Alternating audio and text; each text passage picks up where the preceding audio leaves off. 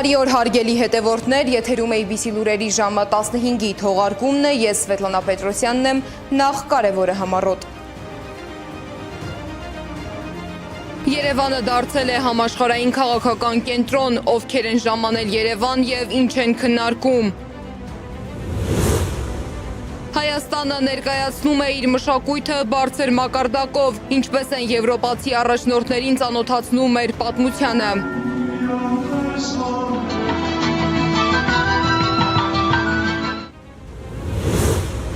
Փաշինյանը խոսել է խաղաղության հեռանկարից, ըստ Փաշինյանի ինչ կլինի 2028-ին։ Ալիևը նույնպես մասնակցում է գագաթնաժողովին, ինչ է հայտարարել Ադրբեջանի նախագահը տեսակապով։ Կոշտ հայտարարություններ Երևանից, ինչ կոչ է արել Զելենսկին Պուտինին։ Բողոքի ակցիա է համալիրի դիմաց, ինչ են պահանջում մասնակիցները։ Նոր հայտարարություն Թեհրանից, ով է վերահսկում կարևոր ջրային ուղին։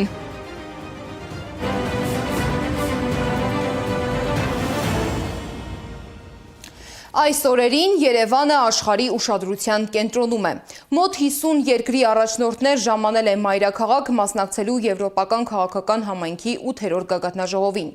ՆԱՏՕ-ի գլխավոր քարտուղար Մարկ Ռյուտեն, Ֆրանսիայի նախագահ Էմանուել Մակրոնը, Կանադայի վարչապետ Մարկ Քարնին, Միացյալ Թագավորության վարչապետ Քիր Սթարմերը, Ուկրաինայի նախագահ Վլադիմիր Զելենսկին, Լեհաստանի վարչապետ Դոնալդ Տուսկը, Չեխիայի վարչապետ Անդրեյ Բաբիշը, Մոլդովայի նախագահ Մայա Սանդուն, Վրաստանի վարչապետ Իրակլի Կոբախիձեն, Սլովակիայի վարչապետ Ռոբերտ Ֆիցոն, Թուրքիայի փոխնախագահ Ջևդեթ Յիլմազը եւ եվրոպական մյուս առաջնորդներ ու Եվրամիության ղեկավարներ արդեն ժամանել են մարզահամերգային համալիր, որտեղ նրանց դիմավորել է Նիկոլ Փաշինյանը։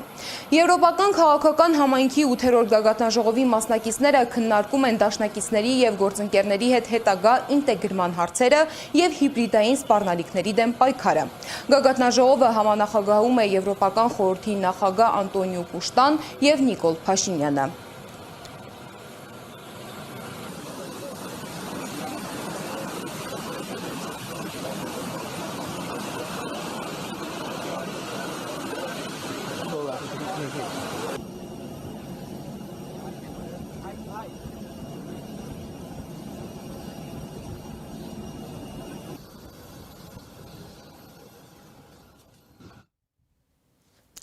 Պաշտոնական հանդիպումներից բացի հյուրերին ներկայացվում է նաև Հայաստանը իր պատմությամբ ու մշակույթով։ Ժայռապատկերներ, սեպագիր արձանագրություններ, ազգային երգ ու պար, հայոց այբուբեն եւ Արամ Խաչատրյան։ Այսպես է Երևանը փորձում պատմել իր մասին եվրոպացի առաջնորդներին։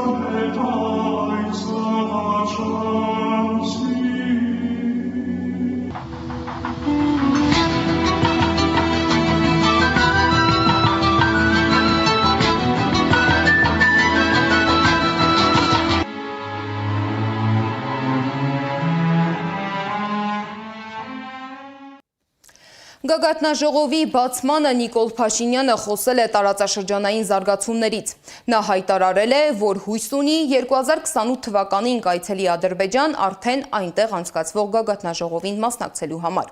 Փաշինյանի խոսքով արդեն 2 տարի է, ինչ հայ-ադրբեջանական սահմանին զոհեր չկան, եւ սա աննախադեպ իրավիճակ է անկախության տարիներից ի վեր։ Նա ընդգծել է, որ այժմ երկու երկրներն աշխատում են խաղաղությունը ամրապնդելու եւ ինստիտուցիոնալ դարձնելու ուղղությամբ։ Այս գագաթնաժողովը Հայաստանի համար պատմական համարելու Եթե չնշեմ բուն գագաթնաժողովի փաստը, որը եվրոպական այս մասշտաբի առաջին միջոցառումն է, որը պատմության մեջ առաջին անգամ հյուրընկալում է Հայաստանը։ Հարգելի ընկերներ, շնորհակալություն, որ համահեղինակեցիք այս պատմությունը Հայաստանի համար։ Իհարկե, այս գագաթնաժողովը կարևոր է միջազգային համատեքստի համար եւս, հատկապես հիմա, երբ աշխարհի առջև ահագնացող եւ բազմակի մարտահրավերներ են ծառանում Ուկրաինայից մինչեւ Մերձավոր Արևելք, ես հանդգնում եմ հուսալ, որ մեր քննարկումների եւ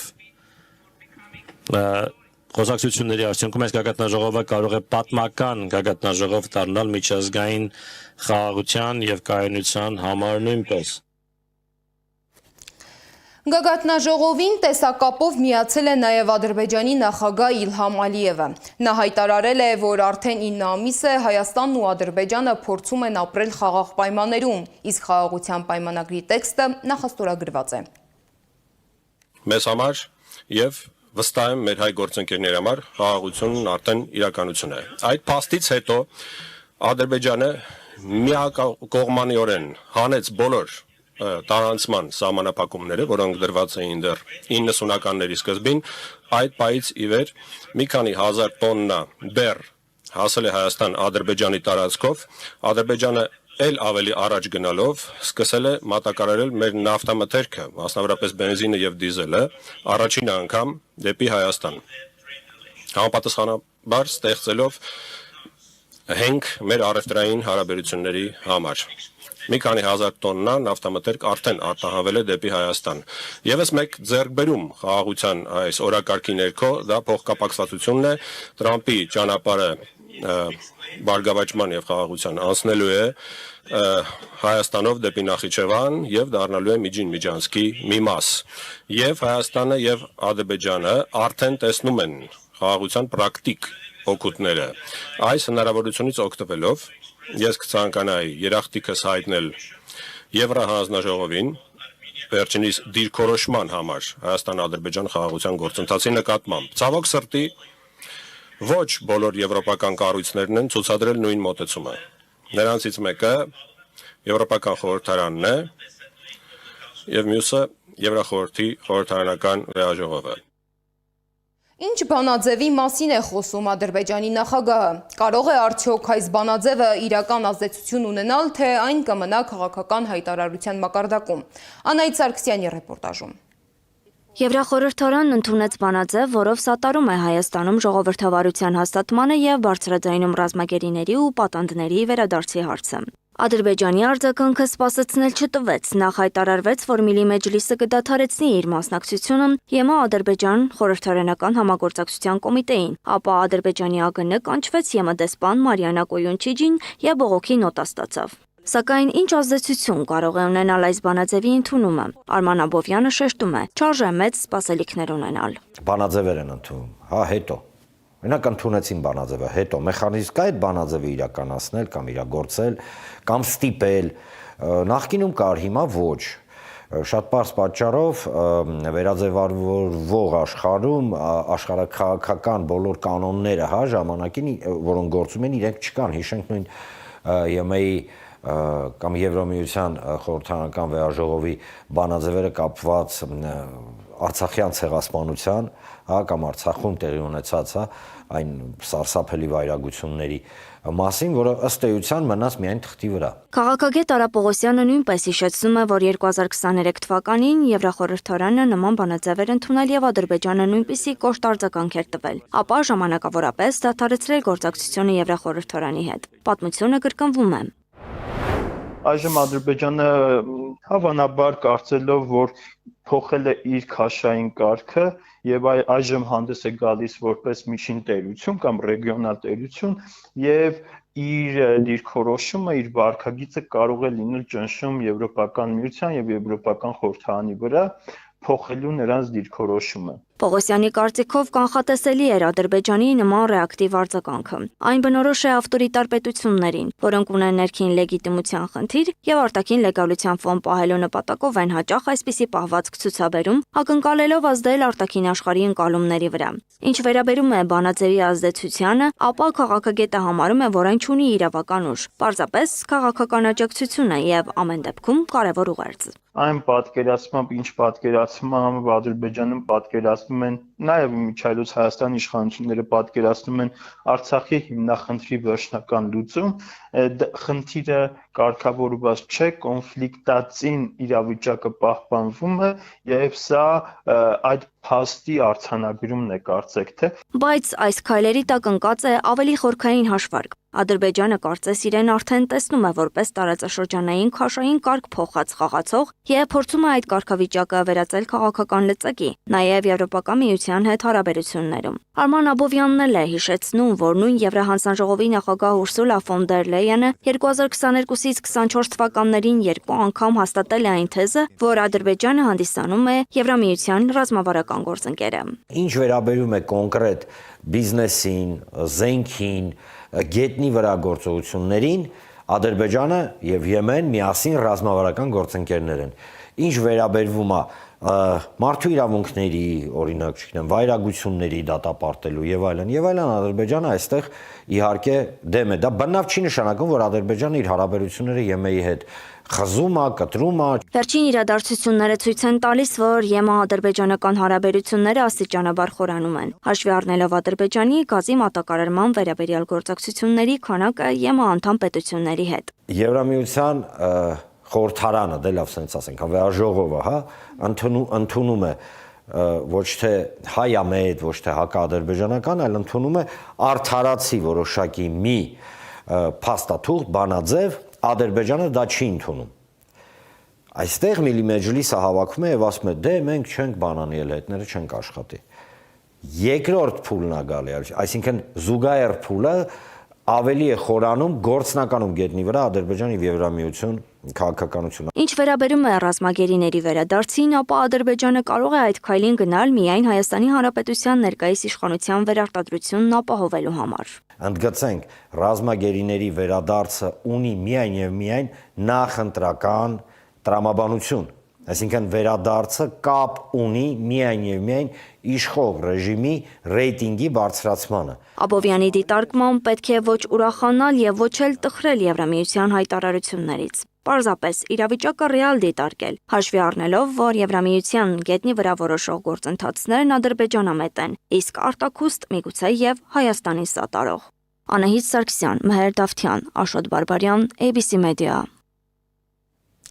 Միևնույն ժամանակ քննարկումների առանցքում են նաև ավելի լայն միջազգային անվտանգությանը վերաբերող հարցեր։ Ուկրաինայի նախագահը Երևանից Մոսկվային կոչ է արել ընտրել դիվանագիտության ճանապարհը։ Վլադիմիր Զելենսկիի խոսքով այս ամառ Ռուսաստանի Դաշնության նախագահ Վլադիմիր Պուտինը պետք է որոշի շարունակել պատերազմը, թե անցնել բանակցությունների, եւ միջազգային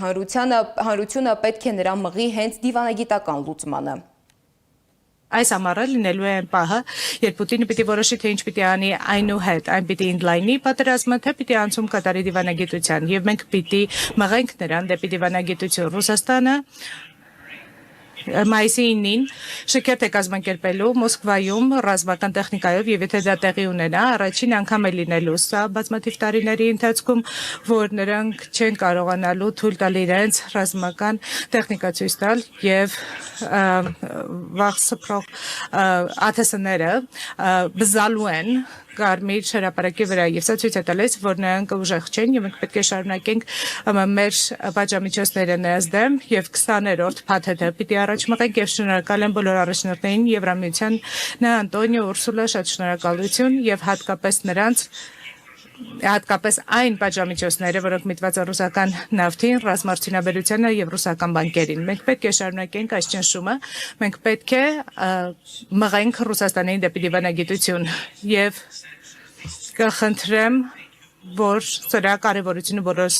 ընդգծենք եւ շնորհակալություն բոլոր նրանց, ովքեր պայքարում են Ռուսաստանի ստվերային նավթային նավատորմի դեմ եւ քանի դեռ այս պատերազմը շարունակվում է մենք այս պատերազմը կշարունակվի եւ ցանկացած աջակցության փաթեթ կարեւոր է հատկապես օդուժում եւ ցանկացած պաշտպանական աջակցության ծրագիր կարեւոր է եւ այս տարվա այս մայիսի փաթեթը օգնելու է մեզ հրթիռային սպառնալիքների դեմ պայքարել։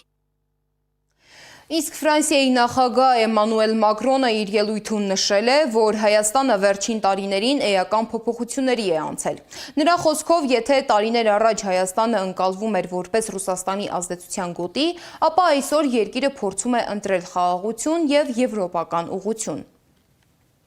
Մենք միասնական ենք եւ հասկանում ենք, որ պետք է ավելի միասնական լինենք, որովհետեւ սա կասկածի կամ հարցականի տեղիք չէ, որ երբ մենք խոսում ենք այն մասին, որ իհարկե ամերիկյան համերաշխության մասին կասկած չկա այս բոլոր ոլորտներում եւ մենք հավանաբար փորձառում ենք նաեւ Չինաստանի նկատմամբ մեր երկախյալության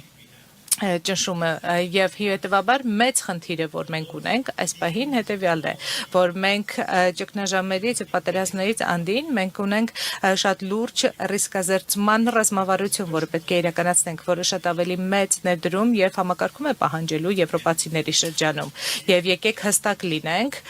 դրա համար անհրաժեշտ է ավելի մեծ համերաշխություն, ավելի շատ ներդրումներ, ավելի լավ կազմակերպվածություն, որպեսզի մենք կարողանանք ավելի լավ ինտեգրել մեր արժեշղթաները իրար, կարծում եմ մենք շատ կարևոր դերակատարում ունենք նաև Հորմուզի ջրանցքի հետ կապված իրավիճակում եւ Ջորջյան մեզ հետ էր, երբ մենք կազմակերպեցինք մեր այս վերջին հանդիպումը, մենք շատ ասիական եւ աֆրիկյան երկրներ ունենք եւ ծոցի երկրներ ունենք եւ շատ տպավորիչ էր տեսնելու նրանց մասնակցությունը եւ նրանց օրակարգերի համաձայնեցվածությունը եւ կարծում եմ, որ վստահաբար մեզ վստահում է ԱՄՆ-ն, բայց մեզ հարգում են եւ վստահում են նաեւ իրանցիները։ Իհարկե մենք միամիտ չենք Իրանի հետ կապված, բայց նաեւ չենք պատերազմում նրանց հետ, ինչը ստեղծում է մի համատեքստ, որտեղ այս ամենը փոխկապակցվածության մեջ կարող է նշանակել, որ մենք կարող ծառայություններ մատուցել դիվանագիտական, տնտեսական, ֆինանսական իմաստով։ Ֆրանսիայի նախագահը Հայաստանում է երեկվանից։ Նրա այցը միայն պաշտոնական հանդիպումներով չի սահմանափակվել։ Երեկ Ֆրանսիայի նախագահը շրջել է Երևանի փողոցներով, լուսանկարվել քաղաքացիների հետ, շփվել մարդկանց հետ ու նույնիսկ գրկել երեխաներին։ Օրվա ընթացքում նա հասցրել է նաև կարճ ճեպազրույց ունենալ։ Մակրոնն ասել է, որ Երևան այցից հետո Ալիևի հետ կքննարկի Բաքվում պահվող հայերի հարցը։ Իմ արձագանքը բանակցություններն են։ Կարծում եմ վաղը, երբ հանդիպեմ վարչապետին, նրա հետ կքննարկեմ այդ հարցը։ Իսկ այս այցից անմիջապես հետո կունենամ մեկ այլ քննարկում նախագահ Ալիևի հետ։ You know that we always try to play our role. Դուք գիտեք, որ մենք միշտ փորձում ենք մեր դերակատարումը ունենալ միջնորդելու եւ օգնելու հարցում։ Ես հավատում եմ միջազգային իրավունքի նկատմամբ հարգանքին եւ շատ ուրախ եմ, որ վերջին ամիսների ընթացքում լարվածությունը նվազել է եւ սկսվել է նոր փուլ։ Կարծում եմ, որ շատ կարևոր է աջակցել խաղաղության եւ կայունության այս նոր փուլին։ Այնպես որ մեր դերը հնարավոր ամեն ինչ անելն է իրավիճակը բարելավելու ուղղությամբ։ Մակրոնը Երևանում հասցրել է ոչ միայն զբոսնել սրճել Փաշինյանի հետ, այլև դուրս գալ առավոտյան վազքի։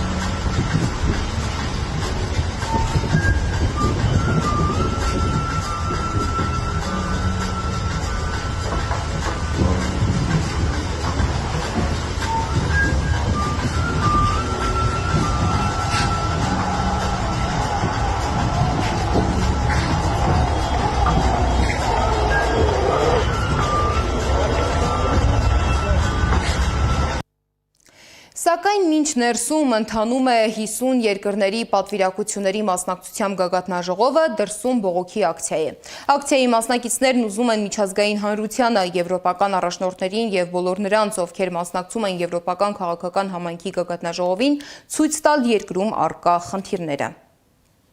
Չի ներվելու Լեռնային Ղարաբաղի Հանրապետության ժողովրդի հանդեպ ձեր այս դաշատ վերաբերմունքը,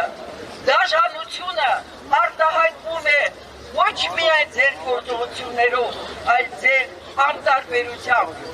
Միշտ հիշեք, Հայաստանում հիշելու են, որ օրվա ղեկավարությունը Եվրամիության,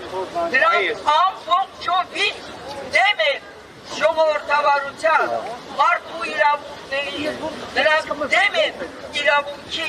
նրանք միայն ու միայն իրականացնում են, կրկնում են ամենապղտոր գլոբալիստական կենտրոնների պատվերը։ Shame on you! Shame on you! Քաղաքական գործիչների մի մասը եւ փորձագետների մի մասը ասում են ցեղասպանություն, մյուս մասը էթնիկ զտում։ Պարզապես ցեղասպանության իրավական գնահատականից խուսափելու համար, ոչ ավելի։ Բայց նույնիսկ եթե քննարկում ենք, թե արդյոք ցեղասպանություն է,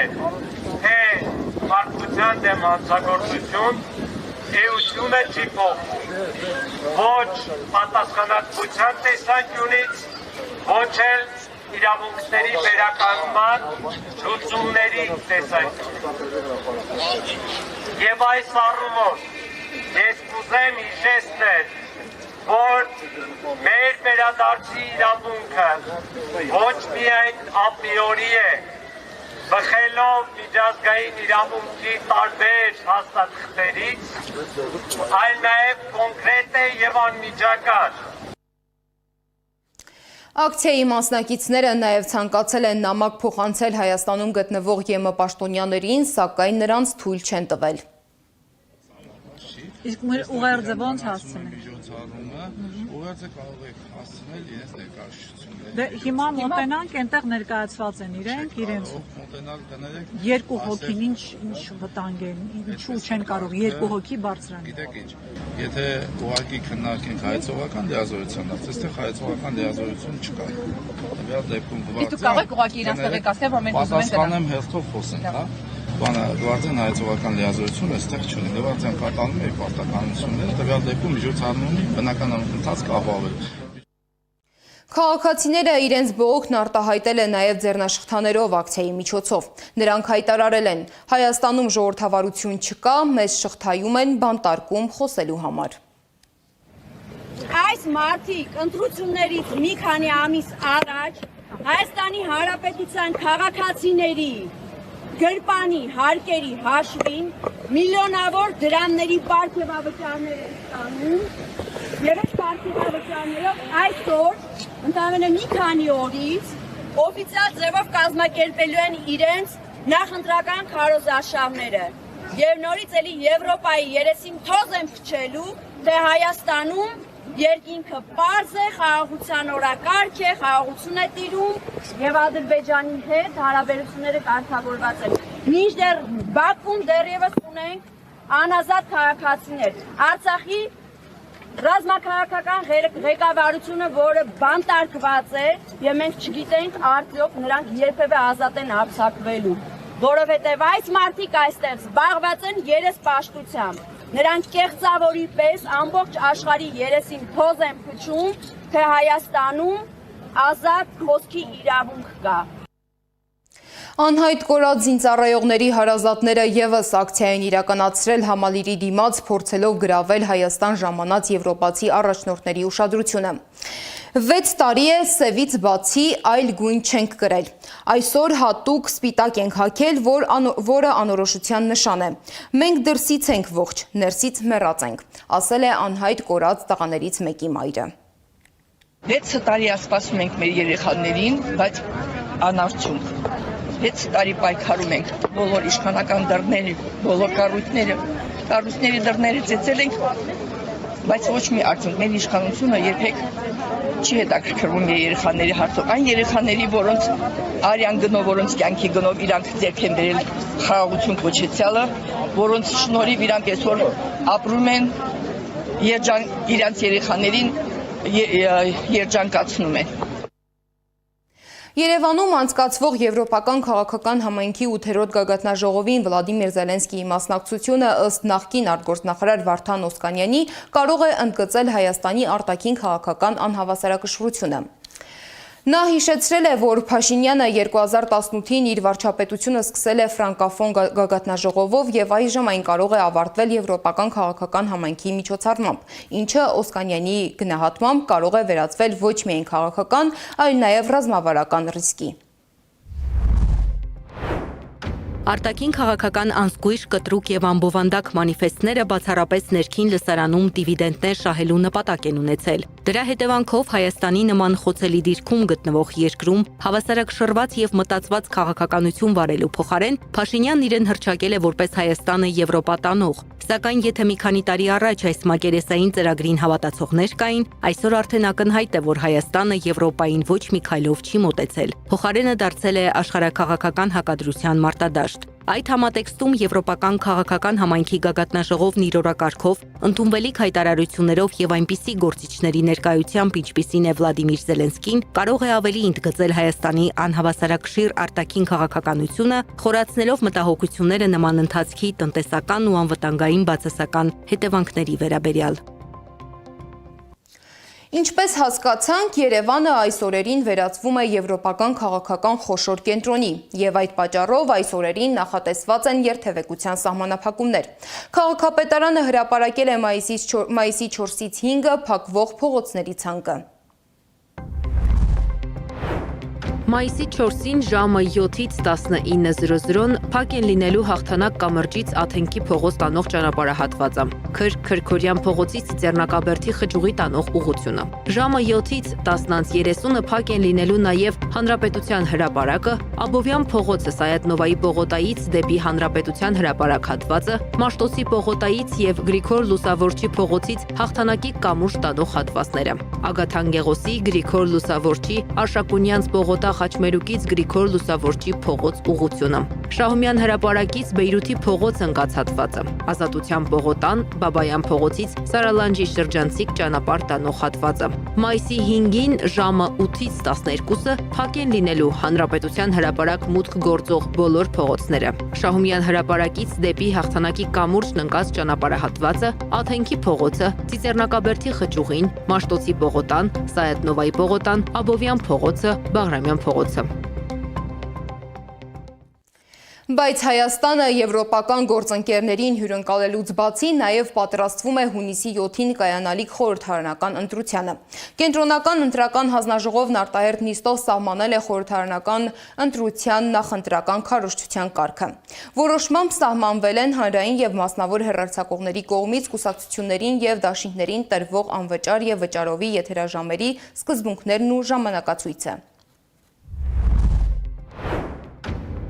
Ընտրություններին մասնակցող յուրաքանչյուր քաղաքական ուժի, հանրային հեռուստաընկերության առաջին ալիք եւ առաջինի լրատվական ալիք ծրագրերով կտրամադրվի անվճար եթերաժամ ընդհանուր ոչ ավելի քան 90 րոպե։ Քարոզչական հոլովակները կհեռարձակվեն ժամը 18:00-ից սկսած։ Հատուկ ուշադրություն է դարձվել մատչելիությանը։ Բոլոր հաղորդումները կուղեկցվեն ժեստերի լեզվով թարգմանությամբ եւ հայերեն ենթագրերով։ Ռադիո լսողների համար հանրային ռադիոյով նախատեսված է ավելի ընդարձակ ժամանակացույց։ Ընդհանուր 150 րոպե անվճար եւ 180 րոպե վճարովի եթերաժամ։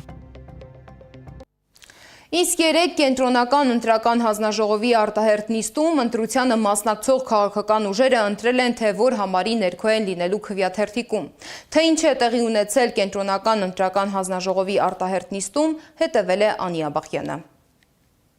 Կենտրոնական ընտրական հանձնաժողովն արտահերթ նիստ էր հրավիրել։ Օրակարգում քաղաքական ուժերի գրանցման հարցներ։ Նրանցից 18-ը անարգել ներս մտան, բայց բոլորին դեմ եմ կուսակցության ներկայացուցչին թույլ չտվեցին մտնել։ Թույլ չտվեցին, որովհետև մարվելի կերպարներով էին եկել եւ ուզում Սպայդերմենի հագուստով մտնել։ Այդ գործը լավ կազմակերպելու համար հավաքել ենք մեր բոլոր ուժերը, մեր աջակցող բոլոր հզոր ուժերին մեր թիկունքում կանգնած, որ հիմա պատրաստվում ենք մտնել կենտրոնական ընտրական հանձնաժողով։ Կենտրոնական ընտրական հանձնաժողովի նախագահ Վահագն Հովակիմյանը նիստը սկսելուց առաջ ասաց, որ լիազոր ներկայացուցիչները դիմակով չեն կարող ներս մտնել։ Սպայդերմենի հագուստով առանց դիմակի ներկայացուցիչը մտավ։ Կենտրոնական ընտրական հանձնաժողովը մերժեց ԴՕԿ կուսակցության ընտրական ցուցակի առաջին համար Վարդան Ղուկասյանի գրանցումը։ Մերժել են կուսակցության եւս 2 անդամի գրանցում։ Մեկ, եւ εμείς կոմունիստներ։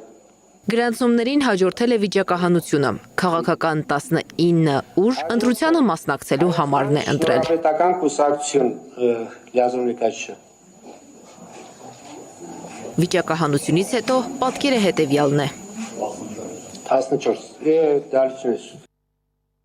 Ռեֆորմիստների կուսակցություն, բոլորին դեմ եմ ժողովրդավարական կուսակցություն, ուժեղ Հայաստան դաշինք, Հայաստանի շնորհապետական կուսակցություն, նոր ուժ ռեֆորմիստական կուսակցություն, միասնության թևեր կուսակցություն, Բարգավաճ Հայաստան կուսակցություն, ազգային ժողովրդավարական բևեռ համահայկական կուսակցություն, Քոչարի ազգային վերածնունդ եւ ազգի զարթոնք կուսակցություն, Հայ ազգային կոնգրես կուսակցություն, Հանրապետություն կուսակցություն, Քրիստոնյա ժողովրդավարական կուսակցություն, Ալյանս առաջադիմական ցենտրիստական կուսակցություն, Ժողովրդավարական համախմբում կուսակցություն, Դեմոկրատիա, օրենք, կարգապահություն կուսակցություն, Քաղաքացիական պայմանագիր կուսակցություն, Հայաստան կուսակցությունների դաշինք, Հանուն Հանրապետության ժողովրդավարության պաշտպանների դաշինք կուսակցություն, Լուսավոր Հայաստան կուսակցություն։ Խորհրդարանական ընտրությանը մասնակցող քաղաքական ուժերի վերջնական ցանկը հայտնի է։ Ընտրության քարոզարշավը կմեկնարկի մայիսի 8-ին։ Կարևոր ամսաթիվը դա հունիսի 7-ն է, այդ օրը տեղի կունենան ազգային ժողովի հերթական ընտրություններ։ 35 օր է բաժանում քաղաքացիներին ընտրության օրից։ 17 կուսակցություն եւ 2 դաշինք պայքարում են խորհրդարանում հայտնվելու, Հայաստանի կառավարումը ստանձնելու, վստահության քվեն ստանալու համար։ Անիա Բախյան, Գեգամ Ղազարյան, ABC Media։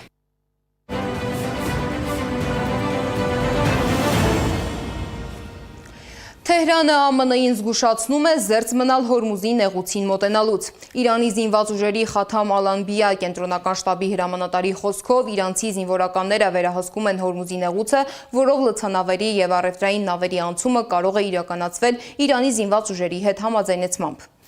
Իսկ Լիբանանի առողջապահության նախարարությունը հայտնում է, որ 2026 թվականի մարտի 2-ից մայիսի 2-ն ընկած ժամանակահատվածում Իսրայելի հարվածների հետևանքով զոհվել է 2659 մարդ, վիրավորվել 8183-ը։ Միջազգային մյուս լուրերը հավաքագրել է Զարա Սարգսյանը։ Միացյալ Նահանգների նախագահ Դոնալդ Թրամփը հայտարարել է Գերմանիայից 5000 զինծառայող դուրս բերելու մասին։ Մենք պատրաստվում ենք զգալի կրճատումներ անել եւ կրճատում ենք ավելի քան 5000 զինվորականի, ասել է Սպիտակ տան ղեկավարը։ Իրանը Վաշինգտոնին է փոխանցել ռազմական գործողությունների դադարեցման 14 կետից բաղկացած ծրագիր։ Թեհրանի պահանջները ներառում են չհարձակման երաշխիքներ, ամերիկյան զորքերի դուրսբերում Մերձավոր Արևելքից, ծովային շրջափակման վերացում, իրանական սառեցված ակտիվների ապասառեցում, փոխհատուցումների վճարում, պատժամիջոցների վերացում, պատերազմի ավարտ բոլոր ճակատներում, այդ թվում Լիբանանում եւ այլ կարևոր հարցեր։ Թրամփը հայտարարել է, որ արդեն ուսումնասիրել է ծրագիրը եւ այն անընդունելի է որակել։ Ինձ համար դա անընդունելի, ասել է նա։ Մինչ այդ նա ասել էր, որ Իրանը դեռևս բավականաչափ բարձր գին չի վճարել այն բանի համար, ինչ արել է մարդկությանն ու աշխարհին վերջին 47 տարիների ընթացքում։ Իսրայելի ազգային անվտանգության նախարար Իթամար Բեն-Գվիրը ծննդյան առթիվ կնոջից նվեր է ստացել տորտ խեղտողակի պատկերով, որի վրա գրված է եղել երբեմն երազանքները կատարվում են։ Նախարարը տարիներ շարունակ կոչ է արել ընդունել օրենք, որը կթույլատրեր մահապատժի ենթարկել ահաբեկչության համար դատապարտված անձանց, եւ վերջերս նրա ցանկությունը կատարվել է։ Ընդունվել է օրենք, որը մահապատիժ է սահմանում իսրայելցիների սպանության համար մեղադրվող պաղեստինցիների համար։ Շվեդիան տիեզերք է ուղարկել իր առաջին ռազմական արբանյակը Ռուսաստանում ռազմական թիրախները լրտեսելու համար։ SpaceX-ի կողմից Կալիֆոռնիայի Վանդենբերգ ավիաբազայից իրականացված արձակումը տևել է մոտ 10 րոպե։ Արբանյակն իր նշանակված ուղեծիր կհասնի մոտ 1 ամսից։ Ճապոնիայի խաղաղությանը միտված սահմանադրության ընդունման 79-ամյակի առթիվ Տոկիոյի փողոց է դուրս եկել 50,000 մարդ, ինչը ռեկորդային ցուցանիշ է վերջին տարիների համար։ Ցուցարարները դեմ են երկրի նոր վարչապետի կողմից սահմանադրության վերանայմանն ու ռազմականացմանը։ Նրանք պաստառներ են պարզել ոչ պատերազմին, մենք թույլ չենք տա, որ սահմանադրությունը փոխվի կարգախոսներով։ Կոլումբիայում Monster Truck մեքենան մխրճվել է ամբոխի մեջ, ինչի հետևանքով զոհվել է 2 մարդ, եւս 37-ը վիրավորվել։ Շոուի ժամանակ մասնակից մեքենաներից մեկը, որ կին էր վարում, մանևր կատարելուց հետո կորցրել է կառավարումը եւ բախվել հանդիսատեսի խմբին, հաղորդում է Blue Radio-ն։